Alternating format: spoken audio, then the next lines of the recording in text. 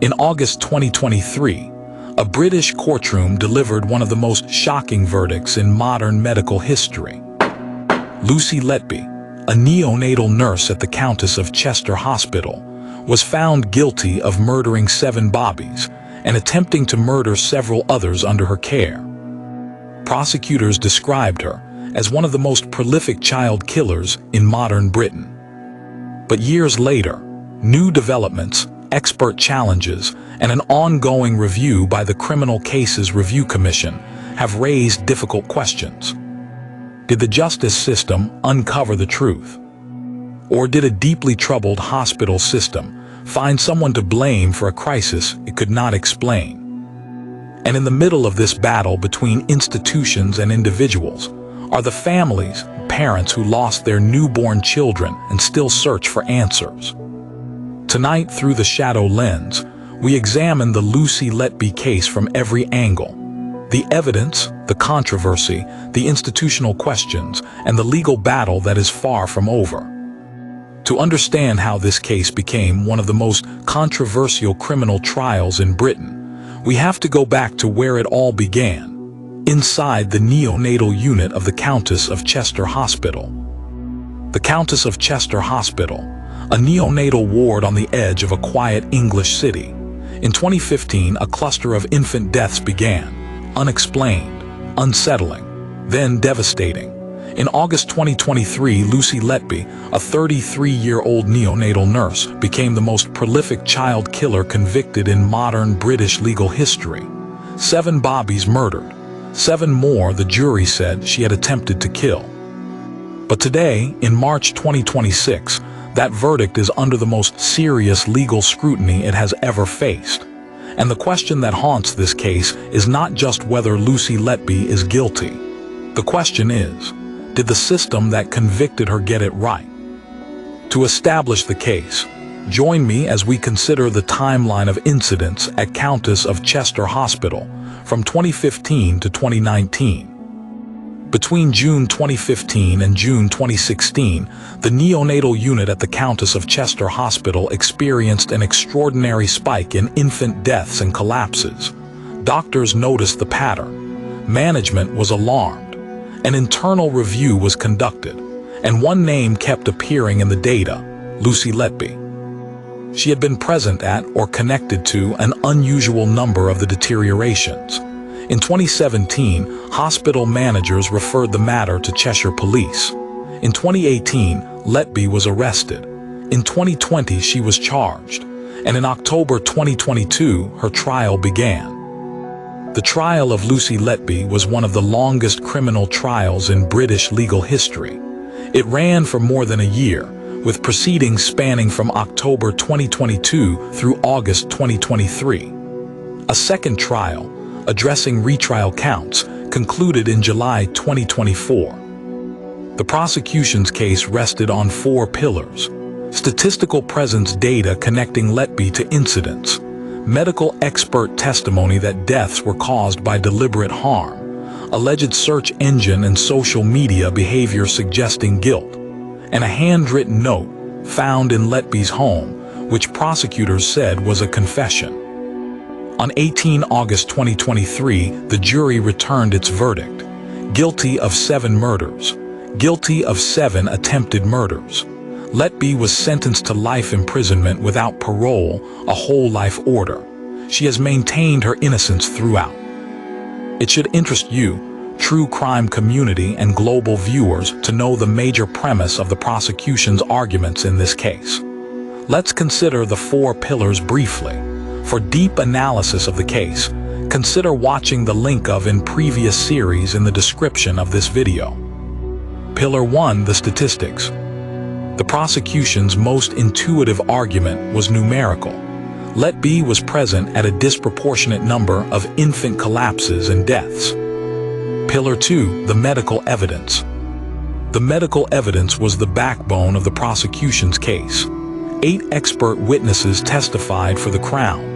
They argued that specific patterns of death and deterioration pointed to deliberate harm: air embolism, insulin injection, physical assault. Pillar 3: digital and behavioral evidence.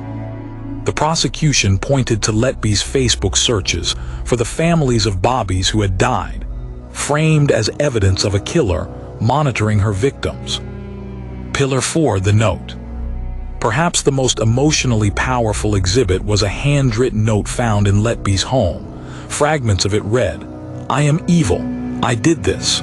The prosecution presented it as a confession. Interestingly, if you've stayed with this case until now, you're not just watching a story unfold.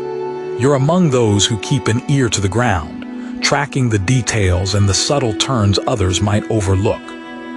Let's consider just one of the prosecution's expert witness who didn't disclose what you need to know about him and the consequences of non-disclosure. Of all the expert witnesses who testified for the prosecution, one has now become the focus of the most urgent legal and ethical controversy.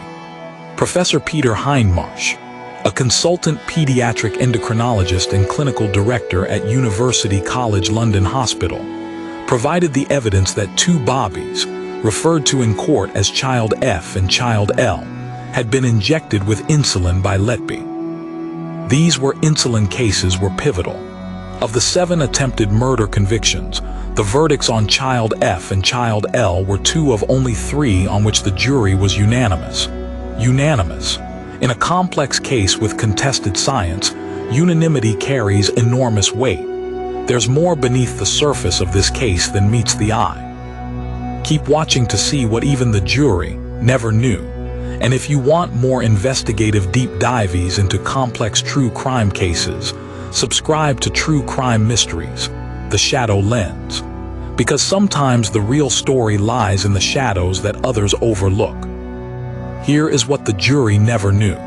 In July 2022, 4 months before Hindmarsh first took the witness stand, his contract at Great Ormond Street Hospital had been terminated.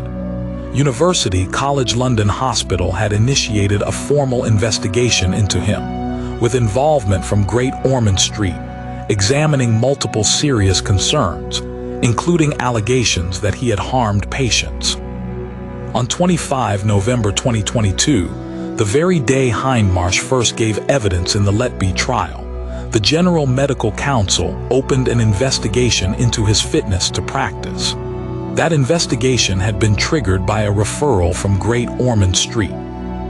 Hindmarsh was informed of the GMC referral on 30 November 2022. He made no disclosure to police or prosecutors until 14 December 2022, and even then, he only disclosed the GMC investigation. He never disclosed the prior hospital investigation, and he never disclosed that his contract had been terminated. The rules governing expert witnesses in criminal proceedings are clear. An expert is required to disclose to the instructing party, in this case, Cheshire Police, anything that might reasonably be thought capable of undermining their opinion or detracting from their credibility or impartiality. Senior lawyers consulted by The Guardian have said this duty extends to investigations by an expert's employer, particularly where those investigations involve allegations of incompetence or patient harm. Glenn Maddox KC, Joint Secretary of the All-Party Parliamentary Group on Miscarriages of Justice, has said the expert should have disclosed the investigation so its relevance and importance could be assessed. Tim Green KC, a barrister with expertise in disclosure rules, has said he would expect a physician experienced in expert evidence to disclose such an investigation before giving testimony. Now the consequences of non-disclosure. Cheshire Police has confirmed they were not informed by Hindmarsh of the hospital investigation before he gave evidence. The Crown Prosecution Service has confirmed the same. Neither body knew until December 2022 that anything was amiss, and even then, only the GMC referral was disclosed. The jury was never told. At no point during the trial did the court hear that the man explaining the science of insulin injection in premature Bobbies was simultaneously under investigation by his own hospital for patient harm. Mark MacDonald, Letby's solicitor, has said he is now submitting Hindmarsh's non-disclosure as additional evidence in the CCRC application. Given the importance of his evidence, MacDonald has stated, "I'm astonished that he did not disclose before he gave evidence that his contract at Great Ormond Street had been terminated and that he was under investigation. His failure to disclose these matters in itself raises questions over his credibility and integrity." What's particularly interesting is what happened to the GMC investigation. The allegations against Hindmarsh were never finally adjudicated. In November 2024, after Letby's second trial had concluded, Hindmarsh removed himself from the GMC Register of Doctors. The process, known as voluntary erasure, meant the fitness to practice proceedings were discontinued before any formal finding was made. His representative has declined to comment on the Guardian's questions about his disclosures. But just when the case seemed settled, something unexpected happened. Recent developments have intensified debate around the medical evidence presented at trial. A group of international experts, including Canadian neonatologist Dr. Shu Li, have questioned some of the prosecution's conclusions. One major point of dispute concerns the interpretation of air embolism evidence. Some experts argue that earlier interpretations may not match current medical consensus.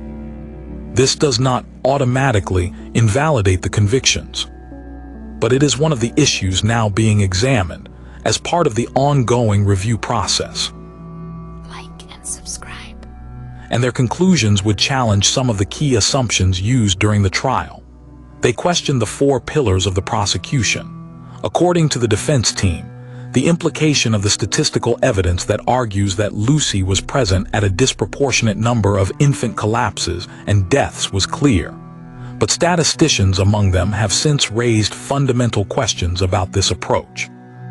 In medicine and epidemiology, the phenomenon known as Prosecutors' fallacy describes what happens when raw correlation is mistaken for causation. A nurse who works longer shifts, who is more experienced, or who is assigned to the most critical patients, will inevitably appear more often in records of serious incidents. The statistic does not, by itself, tell us why. Lucy, by virtue of being given longer shifts, suggests that she was more experienced and was assigned by management to do what they know she can do best. So, let's don't confuse coincidence for evidence. Answering the call of duty is never a crime when management has approved the assignment via a roster or schedule. Professor Norman Fenton, a leading expert in probabilistic reasoning and forensic statistics, is among those who have raised serious concerns about how statistical evidence was constructed and presented in this trial. The second pillar, which was the medical evidence presented by the prosecution, met a professional empirical medical wall in February 2025, when a comprehensive challenge arrived. Mark MacDonald, Letby's solicitor, submitted an application to the Criminal Cases Review Commission, the body that investigates potential miscarriages of justice. That application was supported by reports from 27 independent medical experts. Leading the expert panel was Dr. Shu Li, a highly respected Canadian neonatologist and former president of the Canadian Pediatric Society. His panel's conclusion was stark. The Bobbies died from natural causes and substandard care on the unit. There was, they said, no credible evidence of murder, insulin poisoning, or deliberate harm. On the digital and behavioral evidence, which stood as the prosecutor's third pillar, defense observers noted that nurses routinely follow up on patients they have cared for. Grief and curiosity are not evidence of malice. Letby also returned to the ward after being moved to a different role. The prosecution argued this was suspicious, but others noted that removal from a ward without explanation, while under informal suspicion, would be profoundly distressing for any innocent person. As against the position on the note found in Lucy's residence, which became the fourth pillar of the prosecution, forensic psychologists and linguistic analysts have since pointed out that such notes are commonly produced by people in profound psychological distress, people processing overwhelming guilt, fear, and institutional accusation, even when innocent. The note was undated. Its context was ambiguous, and it sat alongside other writing that seemed to express anguish, not admission. Before we go further, it's important to pause and acknowledge the people at the center of this tragedy. Behind the headlines, the legal arguments, and the medical debates are families who lost children. For them, this case is not an intellectual exercise. It is a wound that has never fully healed. And every new development, every appeal, every review can reopen that wound again. Many of the affected families believed the convictions brought a sense of justice and closure. But the continuing legal challenges, the new expert reports, and the Criminal Cases Review Commission review mean the story may not yet be finished. If the case is reconsidered, those families may once again have to relive the most painful moments of their lives. That reality creates a difficult dilemma. How do you pursue the truth while also respecting the grief of families who believed the case had already been settled? This is one of the central tensions in modern criminal justice. There is an old analogy that may help illustrate the complexity of this situation. When an elephant fights a goat, both the goat and the ground suffer, and the ground carries the scars long after the battle ends. In this context, the elephant represents a powerful institution.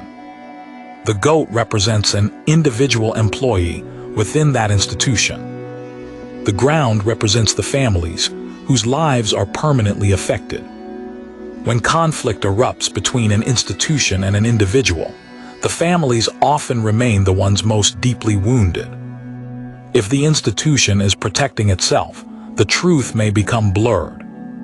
If the individual is guilty, the institution may still have systemic failures to answer for.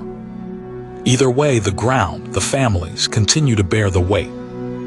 This leads to a crucial investigative question. How much responsibility belongs to the institution itself? In complex medical cases like this, investigators must answer a difficult question. When tragedy strikes repeatedly in one place, is the cause an individual or a failing system? Hospitals operate under strict clinical governance structures. In a neonatal intensive care unit, these typically include continuous clinical audits, oversight by senior consultants, incident reporting systems, shift supervision, mandatory patient safety reviews. If unusual numbers of critical incidents occur, hospitals are expected to escalate concerns quickly, which raises a difficult question that critics of the case have asked. If a staff member were repeatedly involved in adverse events in a neonatal ward, why would that person continue to be assigned frequent shifts in such a high-risk unit? In most modern healthcare systems, repeated incidents would normally trigger clinical supervision reviews, temporary removal from frontline duties, or internal investigations. That question does not prove innocence or guilt, but it does raise questions about institutional oversight. From a legal standpoint, responsibility can exist on multiple levels simultaneously. It is entirely possible that an individual committed crimes, the institution also failed in oversight, or alternatively, the deaths were natural or clinical, and systemic failures created a misleading pattern. In complex medical cases, the legal system must examine both possibilities carefully. Justice requires accountability wherever it exists, so no one is legally allowed to use hammer to kill the ant. Critics of the prosecution sometimes frame it in another metaphor. Why use a hammer to crush the ant while leaving the larger structure unquestioned? The concern is that focusing entirely on one individual can sometimes divert attention from systemic problems. But the counterargument from prosecutors is straightforward. If evidence shows deliberate harm, then the responsibility lies with the person who committed it. the justice system's duty is not to evaluate hospital management failures. It is to determine criminal guilt. Those are two separate questions. Some observers have raised concern that powerful institutions can influence investigations. However, the UK justice system contains multiple safeguards designed to prevent wrongful convictions. These include the Court of Appeal, the Criminal Cases Review Commission, CCRC, independent statutory inquiries, such as the Thirlwall Inquiry. The CCRC exists specifically to investigate potential miscarriages of justice. And in Lucy Letby's case, that review is now underway.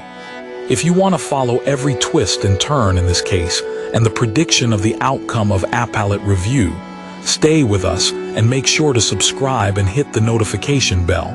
You won't want to miss what comes next. Predicting the outcome of appellate review is always difficult. However, historically, the UK Court of Appeal applies a very specific test. The court will ask, is there a real possibility that the conviction is unsafe?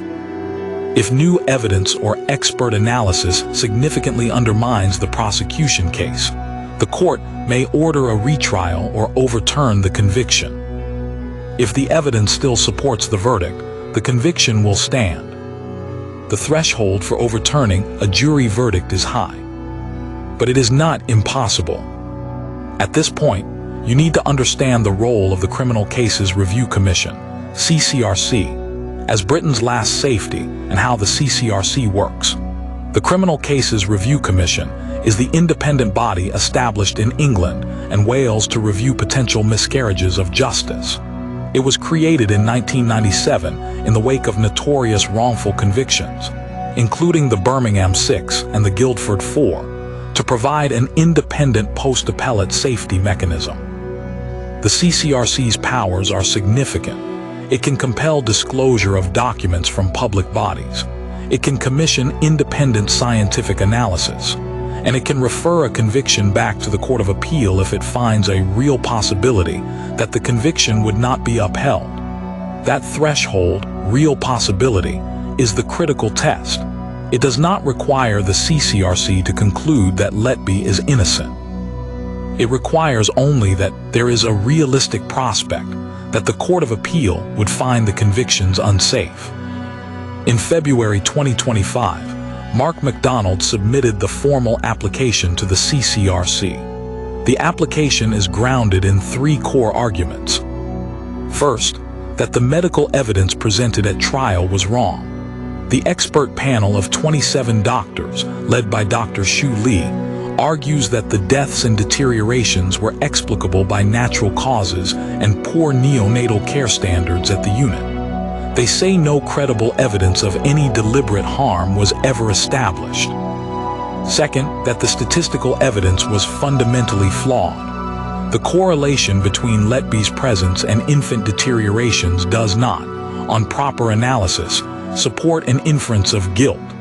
Multiple experts in statistics and probability have raised this concern. Third, and now most urgently, that the non-disclosure by Professor Hindmarsh of investigations into his own professional conduct constitutes a material undermining of the prosecution's case on the insulin charges. The jury was deprived of information that went directly to his credibility. Notably, the CCRC's has its own track record and the challenge ahead.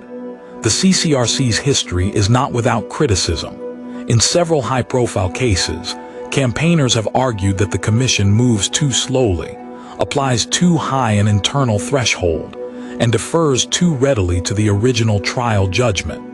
Critics have described a culture of institutional conservatism. The Letby application is, by any measure, unusually well-resourced. 27 expert reports, a lead reviewer of international standing, a specific and significant disclosure failure by a key prosecution witness. It is hard to think of a stronger application in recent British legal history. Whether that is enough to clear the threshold will depend on how the Commission interprets the new Hindmarsh disclosure evidence.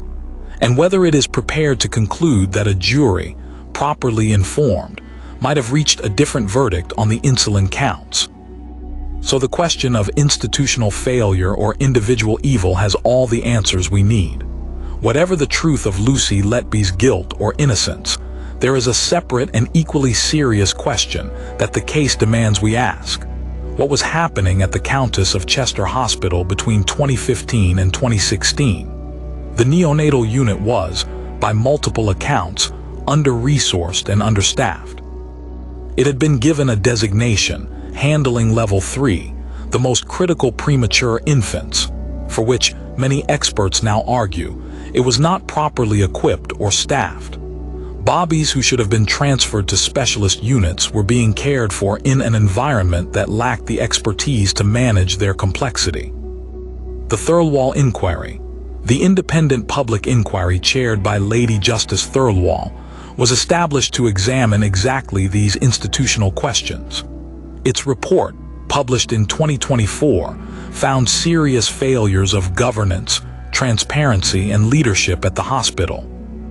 Among the most disturbing findings of the Thirlwall Inquiry was the conduct of senior hospital managers in the period when concerns were being raised about the neonatal unit. Consultants who raised the alarm about the death rate found their concerns minimized, deflected, and in some cases suppressed by management. The inquiry found that the hospital's board had failed in its duty to escalate concerns appropriately to NHS England and other regulatory bodies. The Royal College of Pediatrics and Child Health, which conducted an external review in 2016, was not given full information. The picture that emerges is of an institution protecting its reputation at the expense of transparency. The central question the defense has always posed is this: if the deaths were the result of poor care rather than murder, it was in the institutional interest of the hospital, and ultimately of the wider NHS system, to find a human villain. A single nurse, blamed and imprisoned, is a far less destabilizing conclusion than systemic failure in a neonatal unit. The scapegoating hypothesis is not a fringe theory. It has been articulated by senior legal figures, medical ethicists, and most significantly, by the expert panel supporting the CCRC application. The argument runs as follows: an institution facing a mortality crisis has a powerful structural incentive to identify a single responsible individual. The identification deflects regulatory scrutiny, protects leadership, and provides closure to grieving families. Once a suspect is identified and referred to police, investigative momentum creates its own gravity. Evidence is interpreted through the lens of guilt. This does not require conspiracy. It requires only the kind of unconscious institutional bias that produces the most dangerous miscarriages of justice. The ones in which everyone involved believes, sincerely, that they are doing the right thing. Like I said before, we must be careful here and honest. Whatever the outcome of the CCRC review, 7 bobbies died. 7 families were told their children were murdered.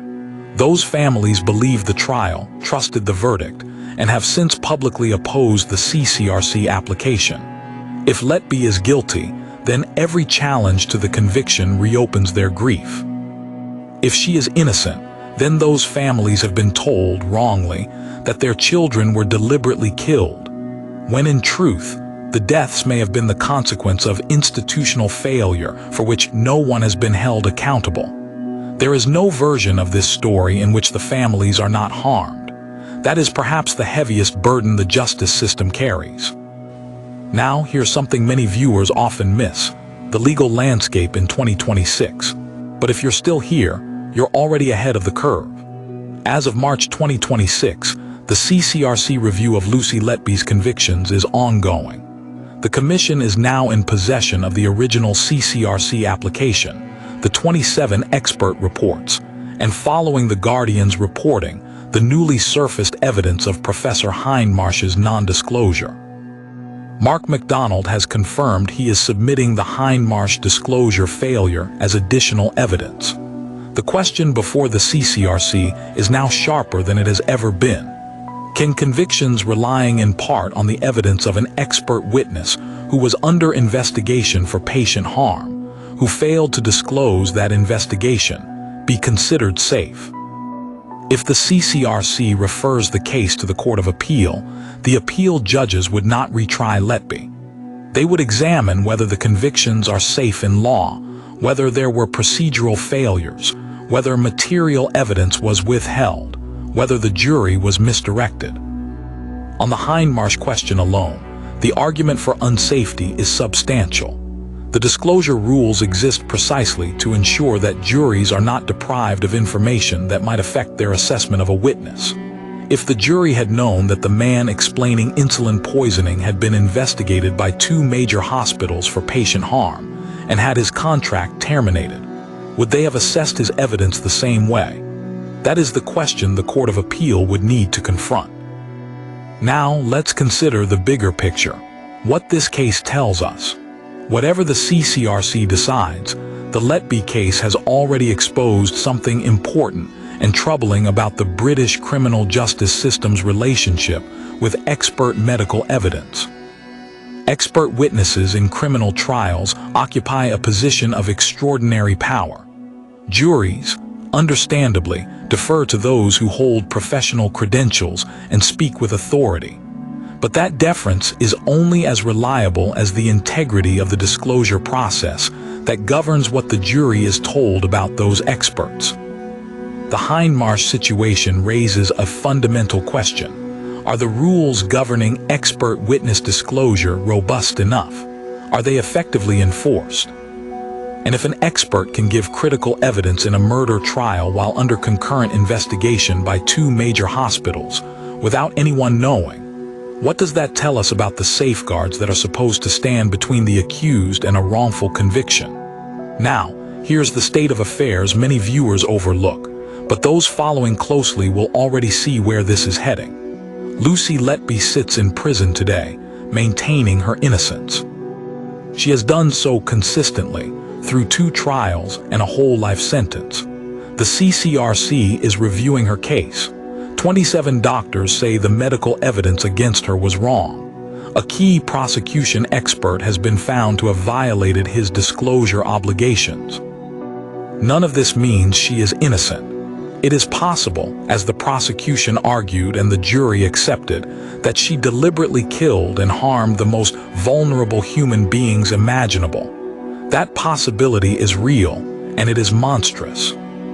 But it is also possible that a system under pressure, with institutional interests in play, prosecuted and convicted a woman on the basis of medical evidence that was wrong, statistical arguments that were flawed, and expert testimony that was compromised by undisclosed conflicts. Predicting the outcome of appellate review is always difficult. However, historically, the UK Court of Appeal applies a very specific test.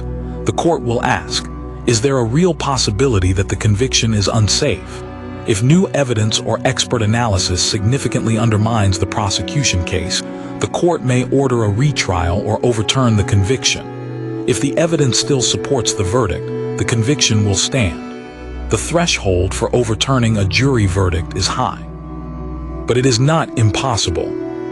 Based on legal precedent, the case could move in one of 3 directions. 1. The review concludes the original verdicts remain safe. 2. The case is referred back to the Court of Appeal for reconsideration. 3. A retrial is ordered if new evidence significantly changes the case. At the moment, the Criminal Cases Review Commission is still examining the submissions and expert reports. No final conclusion has been reached. But just when many believed the Lucy Letby case had reached its final chapter, 2 developments began to quietly reshape the conversation. Behind the courtroom verdicts, investigators were still examining unanswered questions. Questions not only about the actions of one nurse, but about the system surrounding her. At the same time, new expert opinions, legal submissions, and a growing review by the Criminal Cases Review Commission were beginning to challenge parts of the narrative that had defined the trial. And as these developments unfolded, Another process was already underway, a national inquiry tasked with examining the role of the hospital itself. The result is a situation rarely seen in modern British criminal justice, where a conviction, a national inquiry, and a potential miscarriage of justice review are all unfolding at the same time. To understand why the story is far from over, we need to look at two key developments that now sit at the center of the Lucy Letby case. As the Lucy Letby case moves into its next phase, two parallel developments are quietly shaping the future of the story. The first lies within the Thirlwall Inquiry, a public investigation tasked with examining how a series of catastrophic events could occur inside the neonatal unit of the Countess of Chester Hospital. The inquiry is not designed to determine Lucy Letby's guilt or innocence. Instead, it seeks to understand whether institutional failures, leadership decisions, oversight structures, or delayed responses to clinical concerns allowed tragedy to unfold in the first place. Yet even this process has become controversial. Some legal observers and supporters of Letby argue that the inquiry should pause while the Criminal Cases Review Commission examines new evidence that could challenge the safety of her convictions. Their concern is that a report built on assumptions of guilt could influence public perception before the legal review process is complete. Others, particularly many of the affected families, believe the inquiry must continue. For them, the question of institutional accountability cannot wait. They want to know not only what happened, but how the system responded when warning signs began to appear. At the same time, prosecutors have taken a cautious position regarding additional criminal charges. Although investigators initially reviewed other neonatal incidents as part of Operation Hummingbird, the Crown Prosecution Service has not moved forward with new indictments. Several factors appear to shape this decision. Lucy Letby is already serving multiple whole-life sentences, the most severe punishment available under UK law, meaning additional convictions would not alter her sentence. Prosecutors must also consider whether further cases meet the strict evidential standard required for a realistic prospect of conviction. There is also a human dimension. Additional trials could force families to relive the most painful chapters of their lives, while unsuccessful prosecutions might inadvertently weaken the legal foundations of the convictions already secured. Together, these two developments reveal the complex terrain surrounding the case today. On one side, a national inquiry continues to examine whether systemic failures within a major hospital allow danger to persist. On the other, prosecutors appear reluctant to reopen new criminal proceedings, while appeals and independent reviews remain unresolved. The result is a legal landscape where two questions now run in parallel. Did the criminal trial deliver a final and reliable verdict?